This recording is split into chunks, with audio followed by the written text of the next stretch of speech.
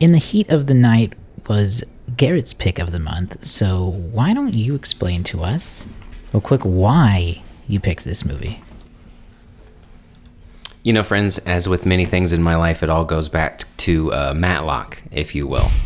Back when I was a kid, I would spend the summers watching Matlock with my grandpa, and after Matlock would air would be the TV version of this show called In the Heat of the Night, which I had no idea about, but it starred Carroll O'Connor, who I, again, didn't know as a police officer, but knew him as Archie Bunker. And so earlier this year when we watched Return to Me for our So Many Sweethearts, and then we had talked about doing an Oscars movie, I was like, oh, you know what? I think In the Heat of the Night won some stuff. And so we looked, and it just happened to have. And so it just kind of connected a bunch of dots. And we had also gotten a lot of feedback that we needed to do some older movies too. And so this, I think we had talked about, this is now the oldest movie that we've done for the show. And so a lot of things just really kind of came together. And it's a movie that I had never seen before.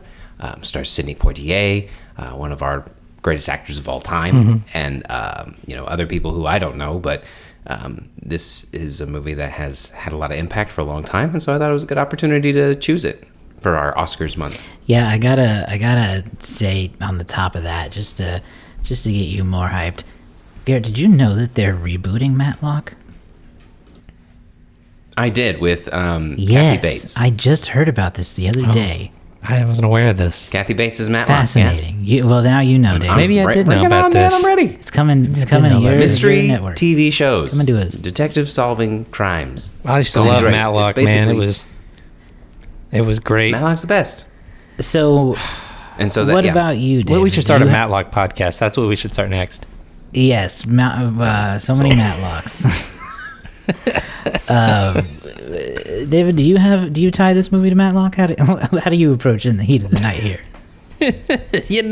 Honestly, when Garrett first said it, I thought he said something like it hot because it had the word hot in it and heat. And so I was thinking of something like, I was like, oh yeah, something like it hot. Yeah, we'll do that. Nobody's perfect.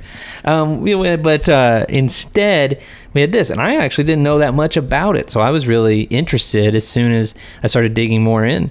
So I have no ties to it. I do think that Carroll O'Connor is like so perfect to follow, to be the person who they cast in the Gillespie role after Rod Steiger.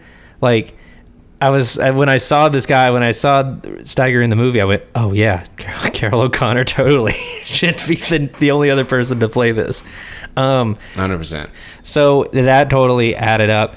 And but I was excited to go through this and to look at all the awards it won, and frankly, this was a powerhouse pick here because it didn't just win Best Picture. It took home a lot of the categories in 1960. Powerhouse. It really did. Yeah, this movie took home Best Sound, Best Film Editing, Best Adapted Screenplay, Best Actor for Rod Steiger, and yes, Best Picture. And that year it was up against Bonnie and Clyde, Dr. Dolittle, not the Eddie Murphy one, in case you needed a reminder. It would have lost in that scenario. The Graduate, and then another Sidney Poitier film, Guess Who's Coming to Dinner. So there's classics among among that list there. It's not just In the Heat of the Night. I do think this was a good pick. I'd never seen it before, so it's very cool to have a first time watch be a classic like this. This movie's also on like a ton of AFI's 100 years list back when they did the 100 year anniversary of the Film Institute. I mean, you got they're on the movie quotes list, 100 years, 100 movies. It was selected for preservation in the Library of Congress in 2002. Lot of goodwill for this movie. This is actually our 22nd film that we reviewed that's in the National Film Registry. Wow. A truly educational endeavor are we on. It is, and I'll tell you what, some of the movies we've done that are on that list, I mean, they deserve it. They deserve it. Classics each. We have to talk about it before we talk about the rest of stuff. I feel like we have to get this out of the way. And if you guys don't know what I'm talking about, I'm going to be frustrated. Because the iconic line, so the only reason I had ever in my life heard of this film, because I'm a basic boy, right, is because of the line, "They call me Mr. Tibbs," which is, for some reason, referenced in The Lion King when Pumbaa yells, "They call me Mr. Pig," and then he charges at the hyenas. I don't know if you guys remember that. That's a reference to this movie. Why? Who knows? But that's what Pumbaa's been referencing this specific film. And I remember as a kid being told that and being like, huh, okay. I never realized, like, why is Pumbaa referencing such a serious moment in a very dramatic film talking about race relations? So, yeah, when he says, "They call me Mr. Tibbs," Pumbaa's yelling, "They call me Mr. Pig." Pumbaa is a cinephile. That's all this says. He's just a fan. He just has the reference ready to go whenever exactly. needed. It's in his back pocket, ready to go. So on the note of this movie winning Best Adapted Screenplay, let's talk about the story a little bit, because there's one part that just kind of like, I don't know. And so I want to see what you guys think. So the basic premise here, like we said in the Letterboxd opening, is that this small town and a murder occurs. Sidney Poitier's character, Mr. Tibbs, Virgil Tibbs, is in town waiting for a train to leave town to go back home. But he is arrested. Important to say, this is a Mississippi town in the South in the 60s. Yes, I was going to say he was arrested because of racism. He was black while near a crime, which is all it took. And long story short, he's a cop up north. But for some reason, and this is where I'm like, I don't know. His boss is like, you know what? Help them with their murder. I just don't know if that's how police work works. Yeah. But I decided to let it go. Yeah, no, it's definitely a sort of crucial crux of the film that otherwise they wouldn't have asked him to stay, and he wouldn't have asked to stay. So it's this like hinging thing of like his boss told him, "Why don't you help him out?" See, and this is where I already had an issue with the movie, like just as far as like the story and some of the through line there is that scene itself. I was also had some issues with it, but mine were, he said, "I don't want to help. They don't want my help." Then Bill Gillespie took the phone and was like, "Yeah, no, we're fine." And then he hung up the phone and he immediately turned to Tibbs and goes, "Oh, you're not going to stay and help us? Mr. Big Guy can't help us. Oh, do. And like tried to guilt trip him. And then he was like, "Well, I'm not an expert. You had an opportunity right there to be like, yeah, man, we could have done that. You actually use some help, but no, you couldn't do it. You freaking racist." It's hard it's really never changes. I agree. And let's get into, so I want to get into a combination of both the story and the character sort of presentations that we have here, because Gillespie is this really contradictory character. Like, he's complex, and that's okay. It's okay. People can be complex. People can be horrible people, then also donate to charity. It's weird. So like it's, but he's like, the evil ones just do that. It seems like he's about to be humble. Like he's about to be like, you know what? We made an honest mistake. We messed up. I'm not a homicide expert. You apparently are. Why don't you give me some help, right? And it's like, oh, a chance to be humble. But then he just follows it up like, unless you're too good to do that. And it's like, what is his motivation was very strange, because he goes back and forth between wanting to trust Tibbs with all of this help, but not respecting the information that he's given, right? It's almost too complicated. It's almost like you almost wish he was a little bit more one-dimensional. I think that could be I think that maybe they're trying to go some like level of insecurity. Like, you know, he, in those moments when he's frustrated, he knows he's being bested by a cop who is better than him, and he's struggling because it's a black cop who's better than him. But he also sees that he is good at his job and he respects cops. So he's really struggling with that kind of dynamic. And so maybe that's kind of where they're going, but it didn't flow that way. And I think that's the problem that I had with a lot of Gillespie specifically, was that he just didn't, he was so extreme on both ends. But maybe again, this is a totally different era, and maybe that is how people were.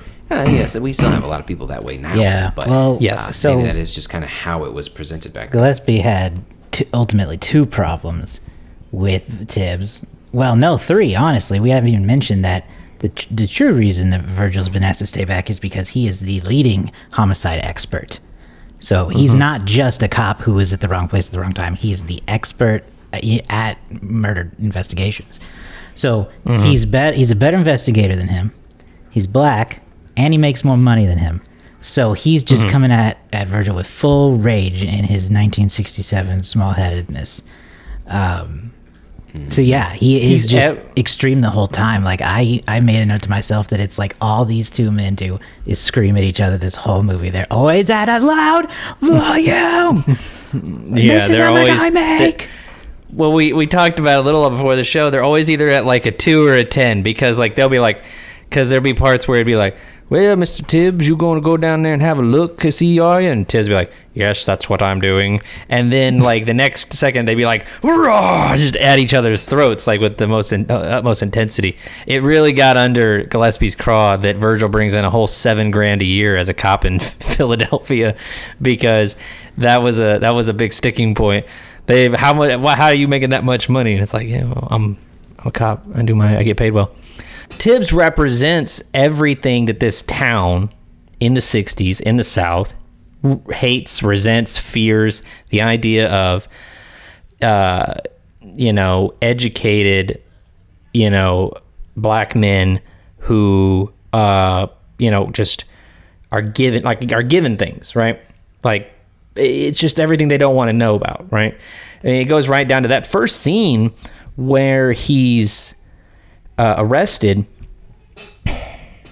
It's both sad but like at the same time, like it's funny to look at it and be like, oh, I think some people would want to say, oh, we've changed so much, but really we haven't changed in a lot of details like that. Now, I don't know. I'm not on the ground in these situations. I don't see every scenario like this, but it just doesn't feel like it feels like we should be further away from this than we are in a lot of ways. But anyway, I think the film really tried to tell a message, tried to communicate a message of seeing past the outside and getting down to like how we can work together. It's progressive for 1967, but that's still pretty dated for 2024 in a lot of ways. Like there's sort of the classic trope for almost every minority that to be perceived as, as good or as be perceived as good, they have to be not only better than or as good as their white counterparts, they have to be like so much better. And like that only creates this weird perception that like, well, you're only good enough if you're doubly better. You're not equal to whites if you're as good as them, or if you're an average person. You have to be the highest ranking homicide detective or whatever.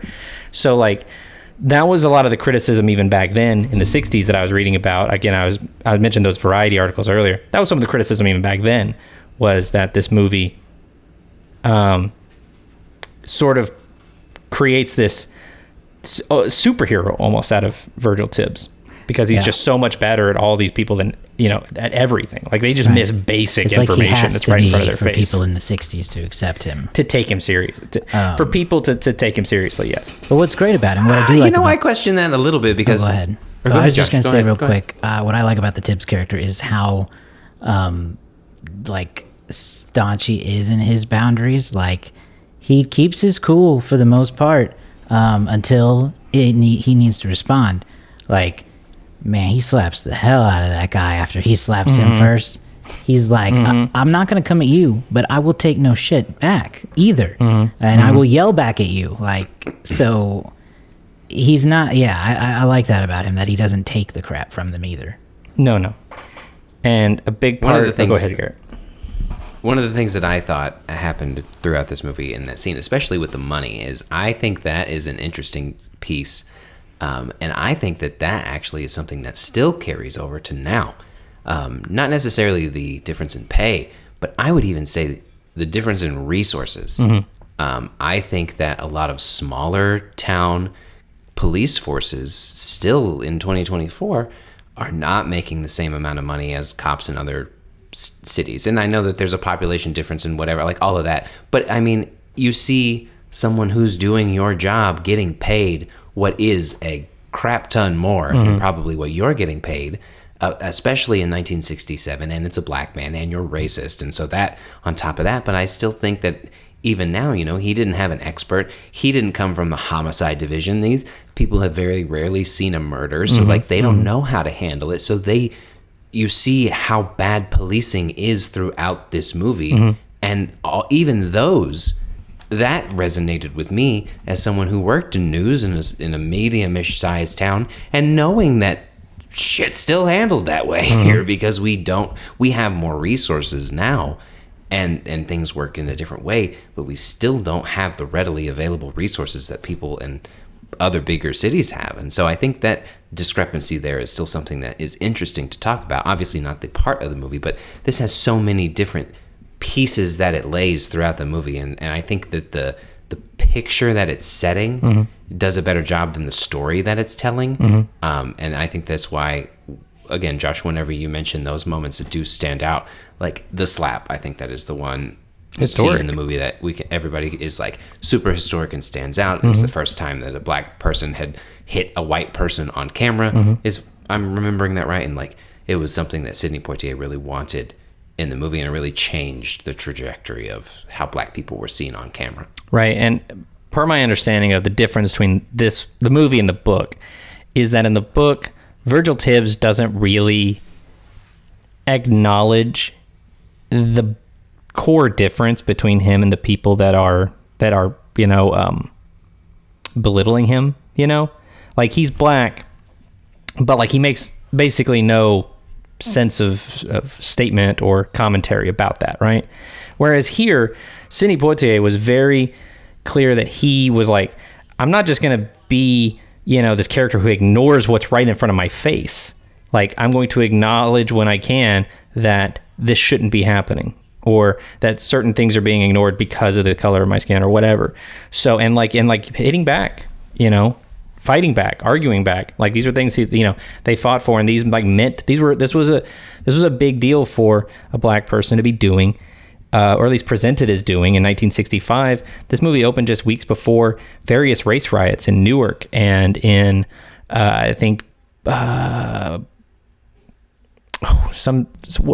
multiple race riots that were happening at the time in the 60s. This was, in the height of the civil rights movement when this movie came out. So there were a lot of groundbreaking things. And that's why his character, I know what I said a minute ago about him having to be better than others, but like as a performance, it elevates above that at times because the character is much more rounded than just he's not one dimensional.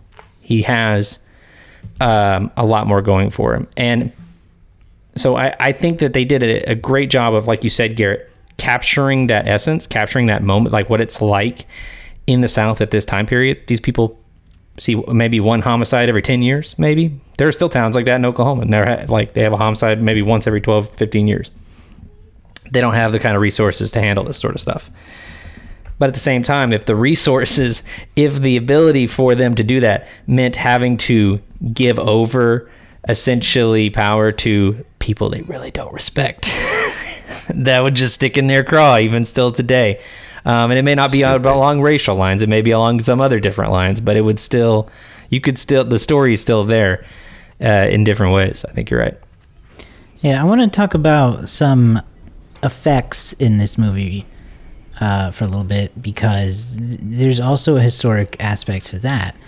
This was also the first major Hollywood film to take into consideration a black actor when lighting the film, which is crazy in itself. But so this film was actually intentionally lit in a different way than normal, and it also had some really, I'm going to count this into effects, but it had some really interesting fight choreography, I thought. There's some scenes with Virgil fighting, particularly one where he's kind of ganged up on, and he has to fight them off, and that's where they do some interesting camera work, too. What do you guys think about that, the effects of this movie? The action aspects, I guess. I don't necessarily know if I noticed that, but I do find that interesting, and that scene did stand out as something that was kind of fascinating for several different reasons.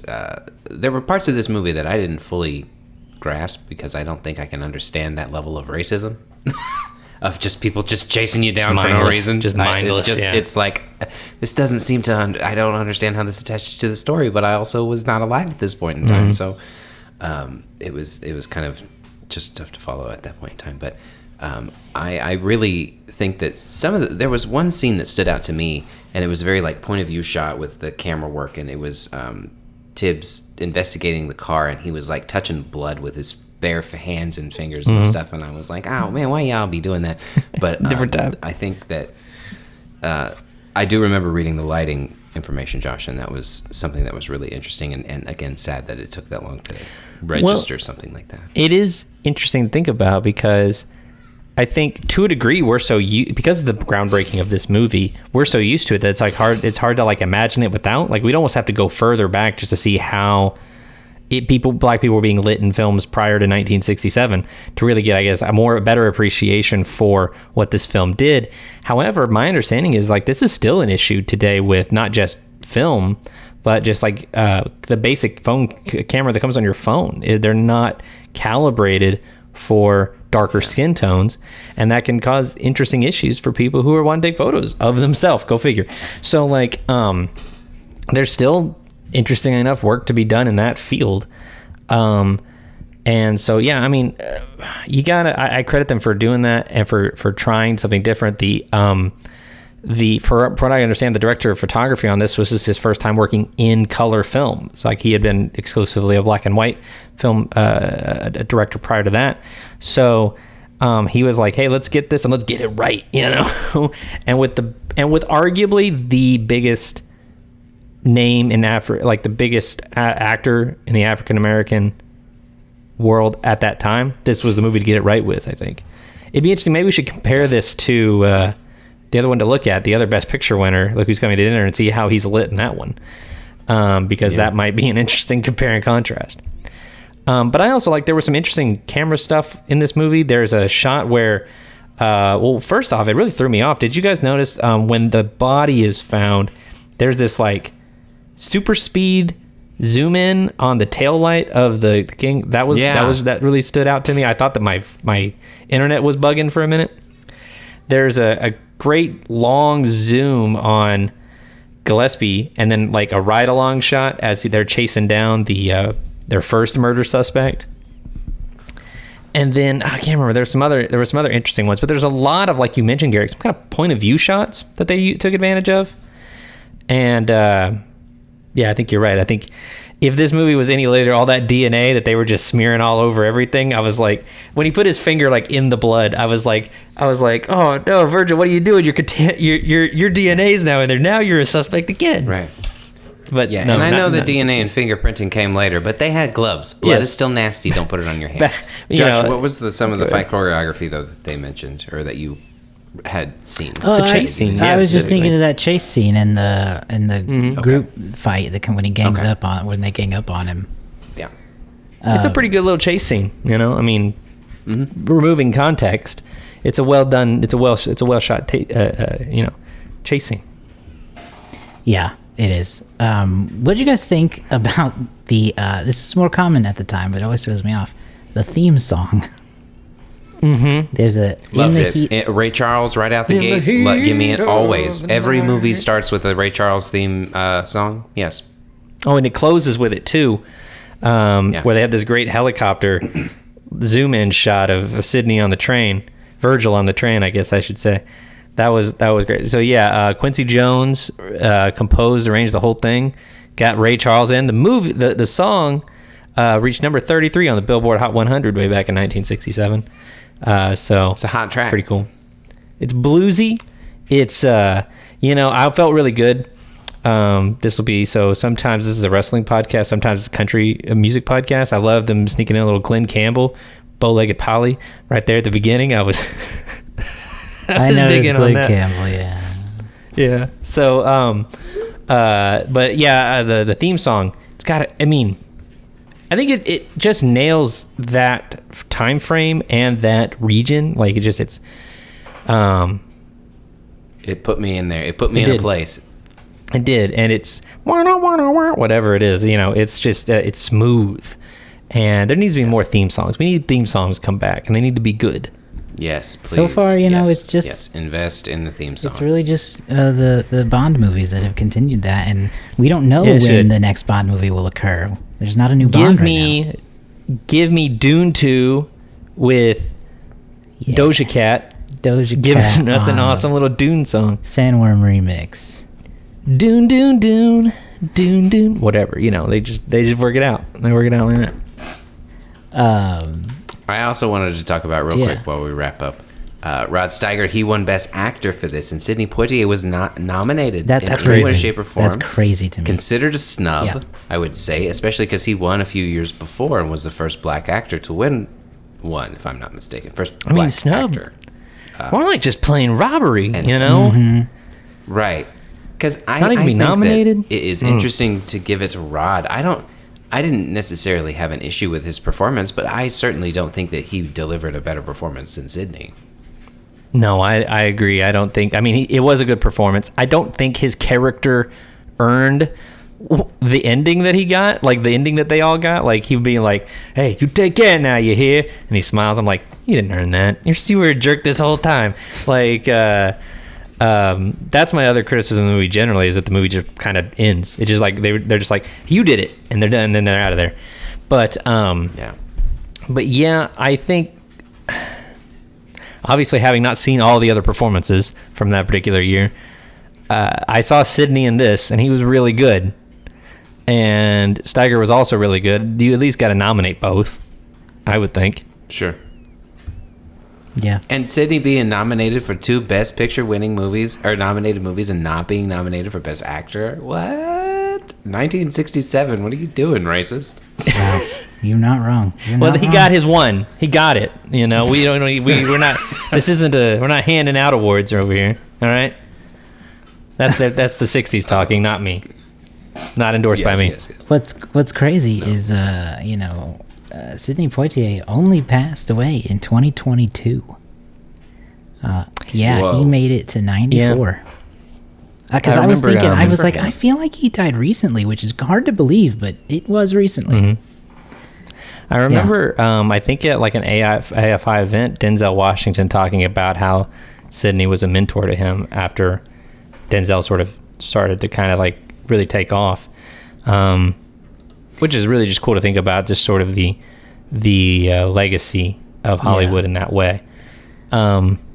So I want to mention one more thing before we go ahead, do your one more thing. All right, I'm going to uncheck this off the box. Okay. They made sequels to this, guys. Oh, okay. This is a So Many Sequels podcast. We should... You're right. We got to check these out somewhere along the way with Poitier. So these aren't like crap, well, they are crap, but these aren't like just tack-on sequels with different people. They made 2 other movies with Sidney Poitier. They Call Me Mr. Tibbs in 1970 and The Organization in 1971. That apparently were not even based on the sequel books, because like I said, this is based on the book In the Heat of the Night, which also had 2 sequels. So they were like, we know that those are written, but we're just make up our own movies. So that's crazy to me that this movie has 2 sequels. Anyway, Tibbsburg coming soon. We could do a whole month dedicated to Virgil Tibbs. That's ridiculous. Wow. Okay, so. I wanted to wrap up our discussion on this with just going quickly through where this movie ranked in the American Film Institute's various lists. On the go ahead. 10th anniversary of the 100 Years, 100 Movies list, it was listed 75, the list of best movies ever made. On their list of 100 best heroes and villains, Virgil Tibbs was the number 19 best hero. That's pretty high. Movie quotes. They Call Me Mr. Tibbs was the 16th most memorable quote. And then the 100 Years, 100 Cheers list, which is inspiring movies. This was ranked number 21. So. Interesting. Wow. Interesting. Good for So there you go. That's In the Heat of the Night. Do we need to go through our final thoughts? Yeah, we can wrap it up here real quick with our final thoughts. Okay. Garrett, what did you think? It was your movie? Yeah, for this being my first time and I was actually looking forward to this one, and I think it delivered. Again, it's 1967 is a completely different era and style of filmmaking, and so some things don't necessarily hit as well as they did, but mad respect for this movie and everything that it set forward in a time of unrest, and how many things in 2024 I watched this movie and made me feel angry and also feel sad, because it was like, man, this stuff just still is happening in certain places all across America and the world, and it's really upsetting. So those things still carry over, and I think that what this movie did, again, with the slap, the scene, the lighting, and some of the intention that went behind everything, I think that set it up, and I was really happy to start off our Oscars with this, and I'm going to give it a 4-star movie. Okay, what about you, Dave? I thought the performances really made this a better movie. We barely talked about the murder mystery component because it's kind of it's just there. It's just there to motivate the other story, which is the interdynamic, the interpersonal dynamics between the two main characters, or the two lead characters. It's dated in a lot of ways, like you said, Garrett, but it still was a positive step forward in so many other facets. It wraps up a bit quickly, but I still think the movie as a whole, I thought I really enjoyed it. It's I love a good crime movie, and I thought the performances really kept it in line for me. This is practically perfect, so I'm going to give it 4.5 stars. Okay, great. Yeah, I can only echo a lot of what you guys said.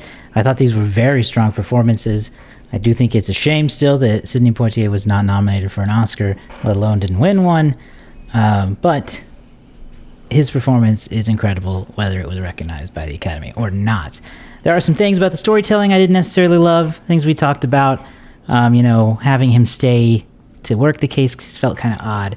Some of the extremes they pushed us to were kind of odd. But the core of the film still has a lot of value, and I think a lot of maybe my personal issues can be chalked up to that being filmmaking in the 60s versus how I'm used to it being a child of the 90s. So I'm going to go with Garrett and also give it a 4 stars. 4-star review. All right. That's exciting. I love it. Our first Oscar movie, and we all gave it a very good score. Let's get ready for the Letterboxd game, see what they thought of it.